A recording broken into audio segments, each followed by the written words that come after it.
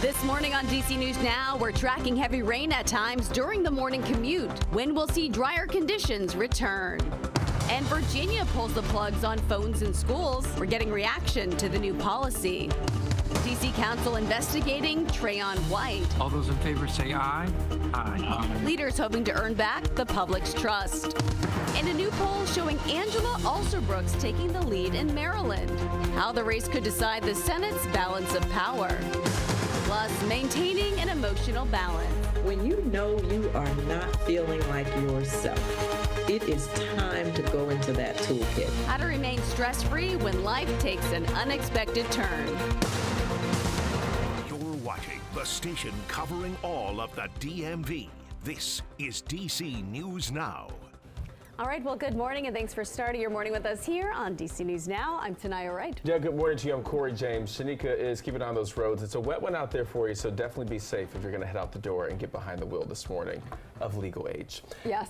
Legal age. Don't do it. Don't be like Corey and drive as a child. Yeah. Yes, don't do it. Or the Target girl. Yeah. Let's turn things over to Jackie though with the forecast this morning. Yeah, out there this morning, as you're hitting the roadways, we're talking about some wet weather pushing its way through. Those showers remain scattered across the region, but some of those showers contain some heavier pockets of rain. So heads up, we're seeing that back over towards Clark County in Virginia, and also now extending into the eastern panhandle, West Virginia, as well as Washington County, right around Hagerstown, and then turning a bit more isolated as it gets closer towards DC, as well as southern Maryland. Not quite as widespread as earlier this morning. A wider view of satellite and radar shows us we do have some drier conditions farther down towards the south, and that will lift its way in as these rain bands that are progressing across the area right now will continue to lift their way out. Not only are we seeing that reduced visibility because of the heavier rain, we're also seeing some fog. Down about 5 miles in DC, about 2 miles over towards Winchester, just dropped down to 4 miles of visibility in Hagerstown. So throughout the rest of the day, we'll eventually notice those rain showers continuing to become a bit more scattered across the area,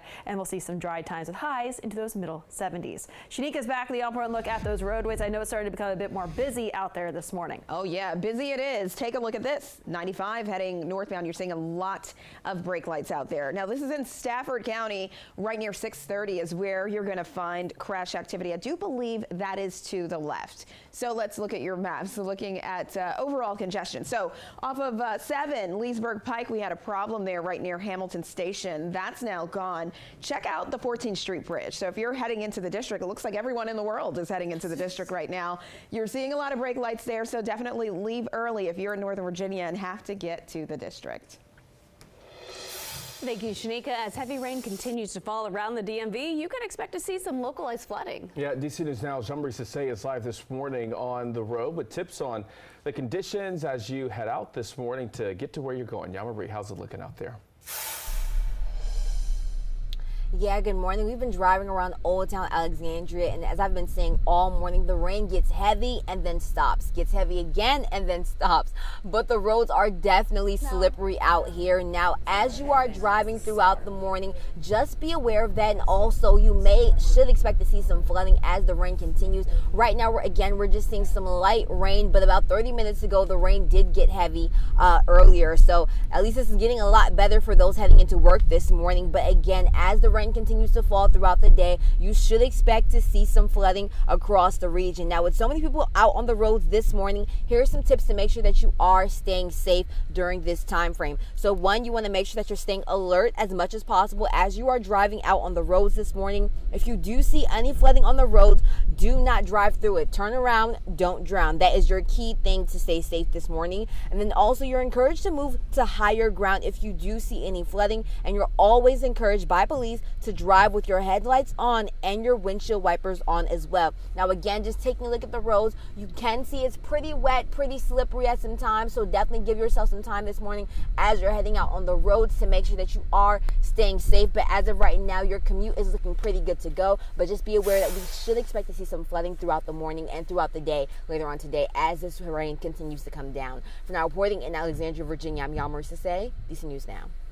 All right, Jean-Marie, thank you. Time right now, 7:04 in the district during its first council meeting since the arrest of Councilmember Trayon White. Council members voted 10-0 to dissolve the youth committee White chairs and launch an investigation into his alleged conduct. Now, this after he was indicted by a federal grand jury on a bribery charge earlier this month. For now, Councilmember Zachary Parker will oversee libraries and youth affairs. White attended the meeting via Zoom. The Ward 8 elected official, along with Kenyon McDuffie, voted present on the matter.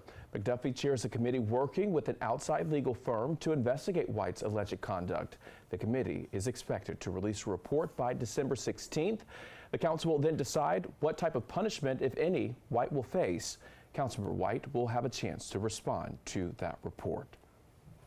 DC's 911 call center and housing authority were some of the topics DC council members tackled with several approved pieces of legislation. That is right. It was the council's first committee of the whole and legislative meeting of this fall session. Our Tosin Fakile is in the studio this morning with details on some of the approved bills. Tosin, good morning. Good morning, Corey and Tanaya. Yeah, the council approved several temporary and emergency legislation. Let's break them down for you. Take a look at your screen. One piece of legislation provides a way to have more 911 call takers. Another bill looks to help DC's unhoused and housing authority, and council gave the green light to legislation appointing a director for DDOT. Now, when it comes to the 911 call center, an approved emergency bill will allow retired MPD officers and retired firefighters be eligible to be rehired as temporary full-time or part-time 911 call takers or dispatchers. And that bill also says it is doing this won't jeopardize retirement benefits for those retired people. DC's troubled 911 center has been a focus for the council. Officials there say in July, only 13% of shifts met the minimum staffing ratio it was supposed to. On the topic of housing, council passed Robert White's bill that would allow DC families in rapid rehousing apply for an extension if they are at risk of losing their home. Rapid rehousing is a short-term subsidy program that helps people experiencing homelessness find affordable permanent housing. Council also voted unanimously on a bill to create a temporary stabilization and reform board to govern DC's housing authority.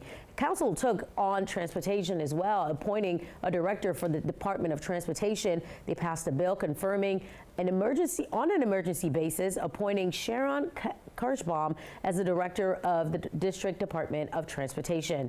Now, officials say any legislation not passed by the end of the year will need to be reintroduced. They're encouraging people in the district to come out and testify on scheduled hearings during council meetings. Corey? All right, Tosin, thank you. In D.C., 2 gang leaders are heading to prison on drug and gun charges. Prosecutors say Andre Willis and Broadus Daniels ran a drug market on Wheeler Road in Southeast. They say their drug business grew. Their members became targets of drive-by shootings. Investigators say they also started making ghost guns from kits purchased online as well. Willis is looking at a mandatory 10-year prison sentence. Daniels faces a mandatory 65-year sentence. Both are expected to be sentenced in February. And this morning, new details. The Frederick County Sheriff's Office says they have found a man who allegedly went into Urbana High School and assaulted a staff member. And this all happened yesterday morning. Now, deputies say he has been taken to a local hospital for evaluation. They say the man on your screen walked into the school at about 11 a.m. yesterday. But when a staff member noticed he didn't belong there and tried to walk him out, investigators say he attacked that person. Deputies sent students home from school early. The Sheriff's Office says criminal charges are pending against this man. DC News Now at your local election headquarters. We are about 2 months away from the election, and Virginia's 7th district race is heating up. Last night, Republican candidate Derek Anderson and Democrat Eugene Vindman both spoke at a forum to voters in Manassas. The candidates talked about Project 2025, gun violence, the economy, and abortion rights. When it comes to abortion, Vindman says it's too important of an issue to trust a Republican. 2 years and change ago, we had a constitutional right that was removed. So now over 50% of the women in this country have a right, have less rights than they had a few years ago. My daughter, my nieces have less rights than they had 2 years ago. Vindman says he believes if Trump is elected and asks Republicans to sign a national abortion ban, Anderson would sign one. We spoke with Anderson. He says he does not support a national abortion ban and plans to leave the issue to states. Anderson also says he does not support Project 2025.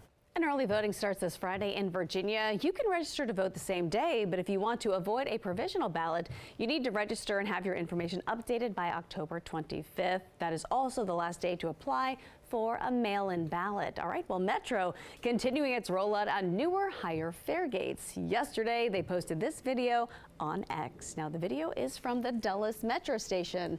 Since the new gates have been added, Metro says fare evasions have dropped more than 70%. So far, 956 fare gates have been updated at 96 Metro stations. All right, heads up, Metro riders. Metro is temporarily closing some stations along the blue, orange, and silver lines later this year. The station's closing December 20th to the end of the year. Now, this closure will allow Metro crews to work on tracks and some signals. Metro will offer free shuttle service between all stations that are closed. You can find a full list of the closing stations on our website. That's dcnewsnow.com. Time right now, 7:10 on this Wednesday morning. Virginia schools officially saying no to phones in schools. That is right. How people are reacting to these new regulations, and UMD Greek Live getting a crash course on free speech. How experts say learning their rights will help protect students on campus. And let's take a live look outside with meteorologist Jackie Lair. A lot of fog and haze out there. Yeah, we're seeing that fog reducing that visibility at this point in D.C. down about 5 miles of visibility. Elsewhere, less than that. We're talking about 2 to even 1 mile of visibility at times. So take it slow. Also, be on the lookout for some ponding on some of those roadways from the heavier rain we did see overnight. More details and timing when this rain moves out right after the break.